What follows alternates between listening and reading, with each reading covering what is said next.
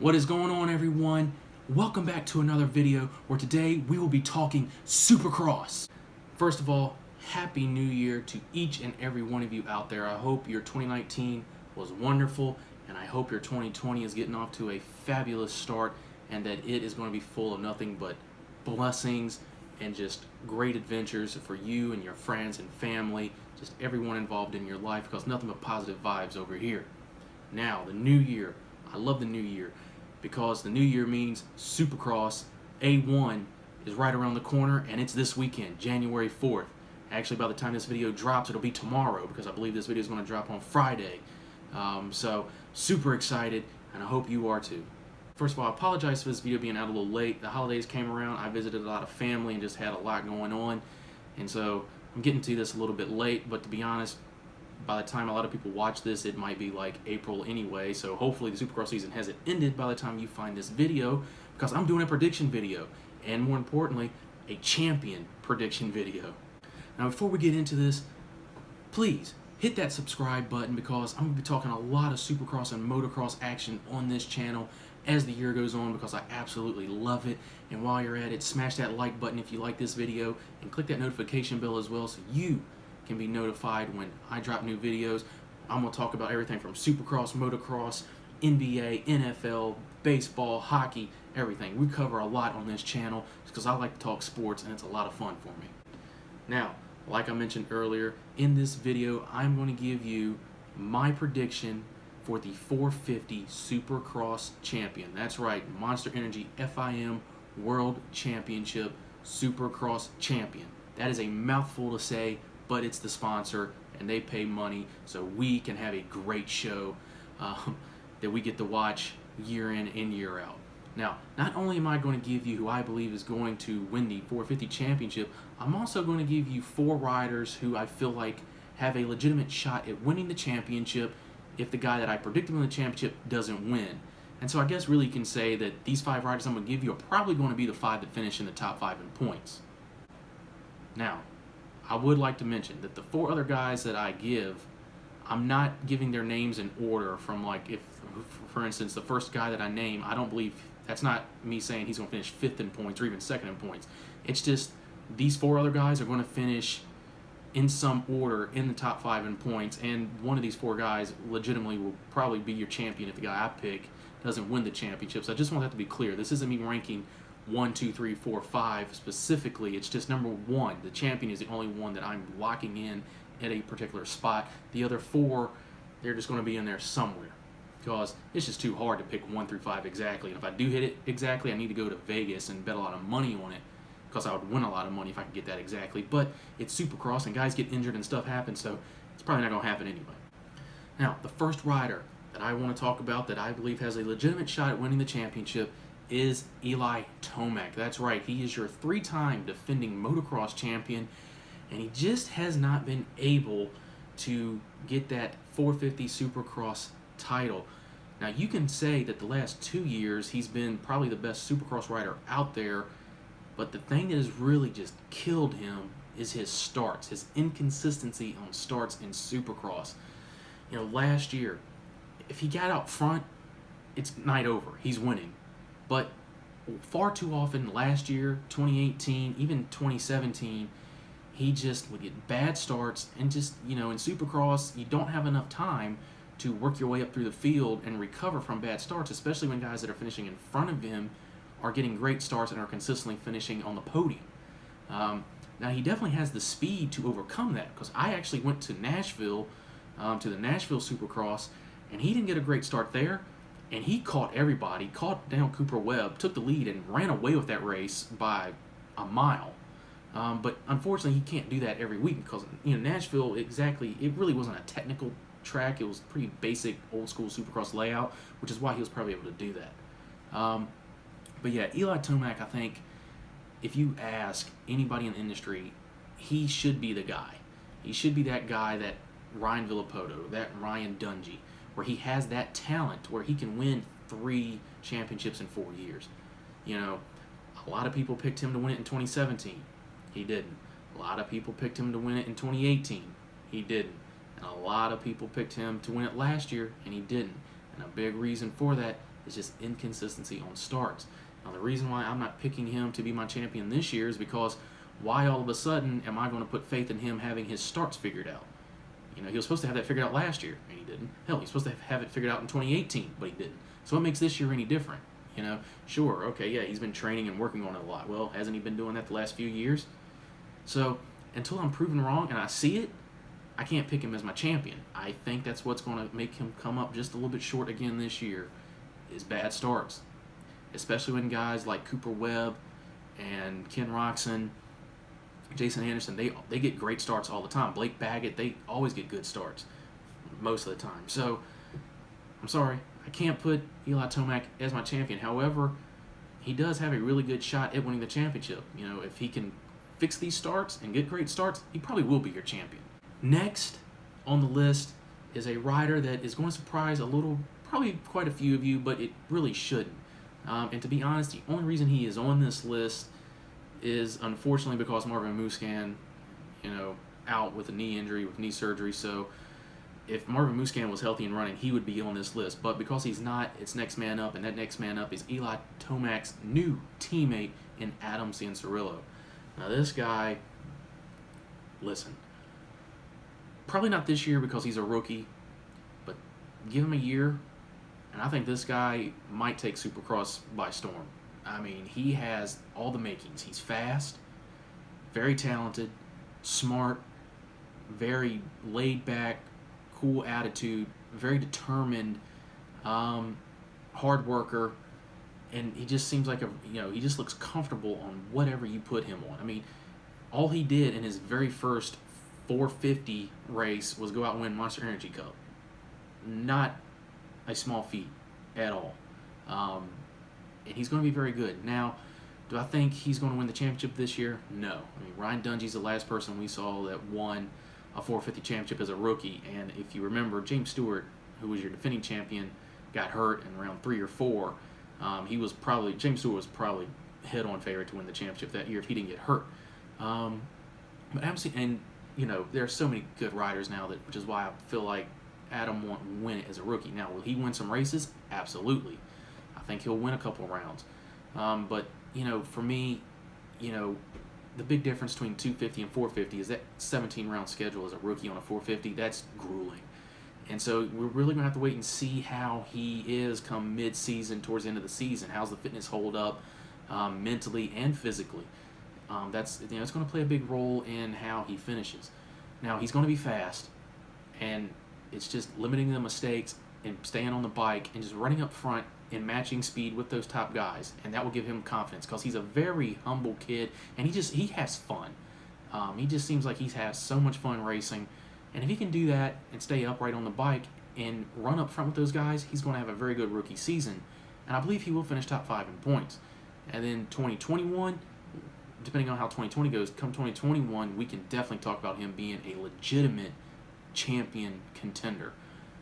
But he's going to have a very solid rookie of the year. I think he's probably locked for rookie of the year. And Adam Cianciarulo, definitely going to finish top 5 in points. If he can stay healthy, he's going to be a lot of fun to watch. And so, yeah, Adam Cianciarulo is the next guy. Now, this next guy that I want to discuss is probably, in my heart of hearts, who I would love to see win the championship for just 1,000 reasons. And I think a lot of fans, when you hear who this is, would agree. And that's Ken Roxon. Now, Ken Roxon was supposed to be that guy when Dungey retired. Heck, he was probably supposed to be that guy when Dungey was still riding. But 2017 was supposed to be his year.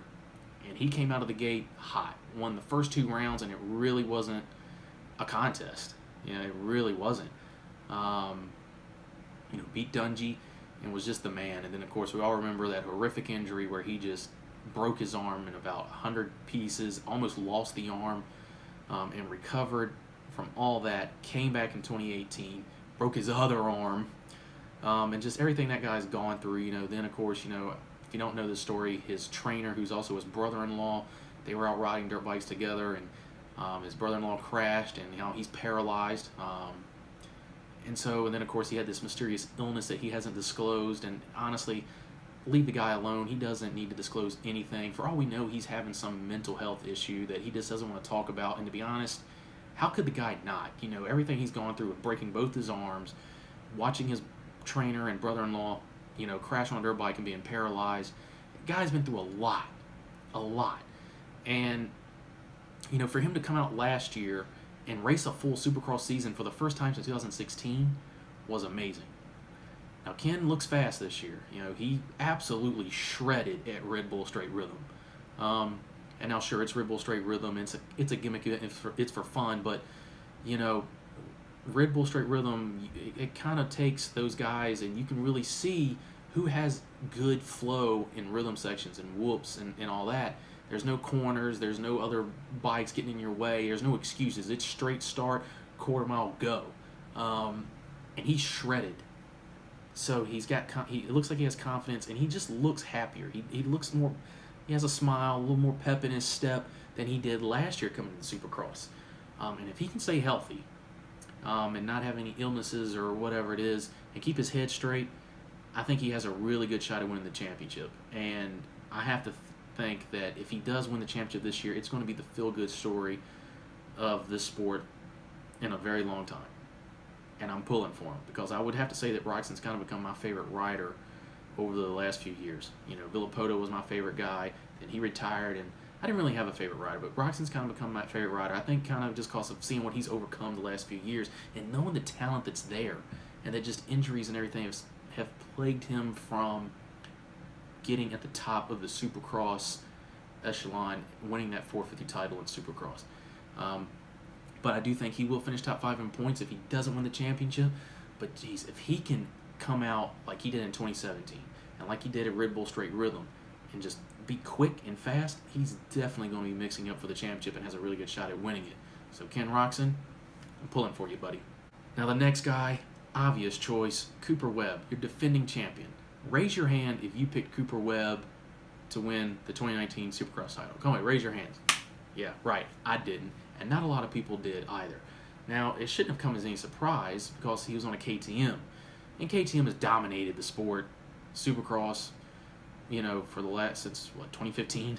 But seeing what he did on the Yamaha for 2 years when he came up to the 450, you wouldn't have put a lot of stock in him even finishing like top 3 in points. And he went out there and won the championship. And Cooper Webb deserved it. I mean, if he didn't win, he was finishing second, third, even fourth. You know, only really had 1 or 2 bad rounds, and they were early in the season, you know, and you just couldn't count him out. You know, there were so many times where I was watching around on TV and saw where he wasn't fast in practice, and he really didn't do all that well in the heat race. You know, he'd finish like 6th, and, you know, just get in, and then all of a sudden drop the gate for the main event, and dude pulls whole shot and runs away with the race. And you're like, where the hell did that come from? You know, he has the heart of a champion and the determination of a honey badger. I mean, the dude just does not give up. He's relentless. And then when he's on that KTM, which is the best bike in the whoops, which serves him well because he is a very short guy, it's just, man, just twist the throttle and go, you know. Now, a lot of people are picking Eli Tomac to win the championship, and a lot of people aren't giving Cooper Webb his due. They're not really. A lot of people are like, yeah, he won it last year, but I don't think he's going to do it again. And that's pretty disrespectful. You know, it's almost like Jeff Emming back in the day when he won his championship in between the 3 years where McGrath won and then the next 3 years where McGrath won. Emming, you put him right there in the middle, but next year everybody's like, yeah, well, it's a fluke here. Maybe it is, maybe it isn't. You know, like I said, Roczen wasn't in peak condition. Jason Anderson was out the whole season practically. Muscan, it kind of took him a while to get going when he was coming back from his injury in the off season. And then Tomac, of course, you know, who had the speed and won the most races, just inconsistency hurt him. But that being said, I think Cooper Webb, you know, he uses motivation, and I think he's listening to what a lot of people are saying, and he's motivated, and I think he's fired up, and he's going to come out swinging. And he definitely has a shot at defending his championship. I mean, first of all, like I said, he's on a KTM. His bikes are just gnarly in Supercross. It's the best Supercross bike there is, in my opinion. And don't hate on me. I'm not saying I'm not a KTM rider. I don't, you know, but it's just facts. They've won every Supercross title since 2015, with the exception of one in 2018, and that was a Husqvarna, and that's practically a KTM. So it's a great bike. And Cooper Webb definitely has the talent and the speed and the smarts. He doesn't make mistakes, and that's why he won the championship last year. He's mentally strong. And so that mental toughness is definitely going to be an advantage for him again this year, and it's going to be a lot of fun to watch. If he can stay healthy, if he can repeat as champion. Now here we go. It is time for me to give you my prediction for the 2020 Monster Energy FIM World Championship Supercross Champion. Might surprise a few of you, but you know what? I'm sticking with it. I just have a feeling. And I believe that Jason Anderson, that's right, Team Fry, El Hombre, will be your 2020 champion. Now why? You know, he missed all of last year. I think he completed 2 rounds before he got hurt. Had one bad round. A1 wasn't all that hot. But, you know, so we don't really know where he was last year because he only ran 2 rounds. But there's just something about Jason Anderson that I like. You know, he won the 2018 Supercross Championship, and it was well-deserved. You know, Jason Anderson has been one of the fastest dudes on a Supercross track for the last couple seasons. The big issue with him was attitude. You know, a little bit immature, a little hot-headed. You know, if anything went wrong, you'd see him busting it up bar to bar with guys, kind of going after some guys. I mean, I remember he had to sit out around, I don't remember when this was, I think 2017, maybe 2016. He actually, Field Entertainment, AMA, all those guys, they said, "No, you're out." I don't remember what happened. I just know he had a bust up with another rider, I believe in a heat race, and they said, "No, you go home." 2018, he put it all together, the whole package,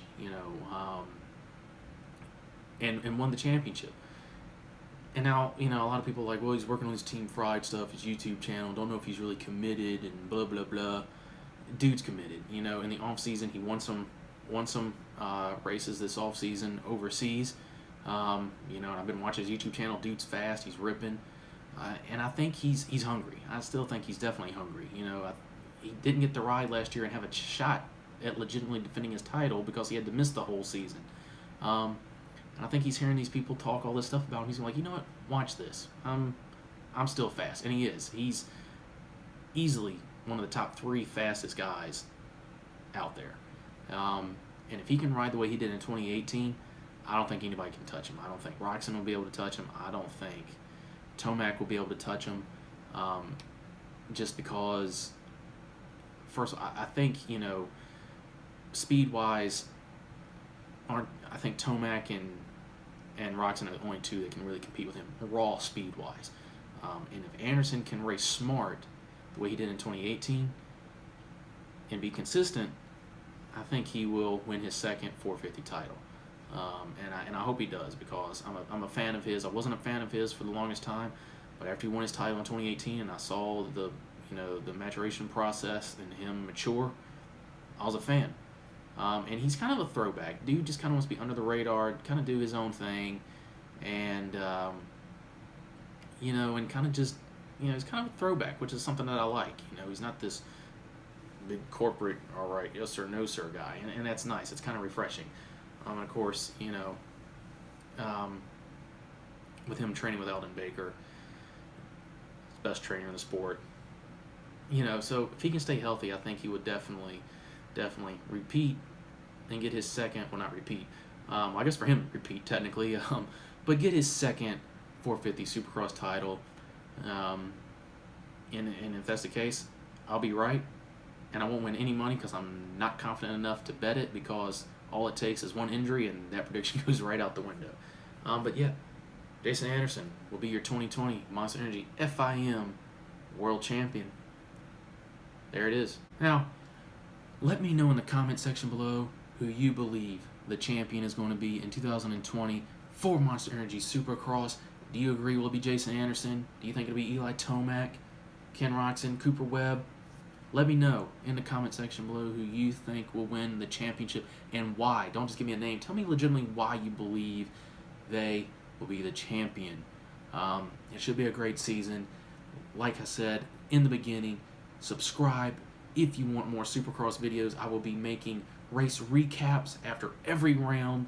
And if I can, I will be doing previews for every round as well. I'm not doing one for A1 just because I got this video out way too late, but I will be doing an A1 recap where we will discuss 250 guys, 450 guys. It's going to be a lot of fun, and it's going to be a really, really great season. So, join me tomorrow in watching A1. If you're going to be there live, I am jealous. And if you're going to be like me and sitting on the couch, let's go racing, boys and girls. It's going to be a great year.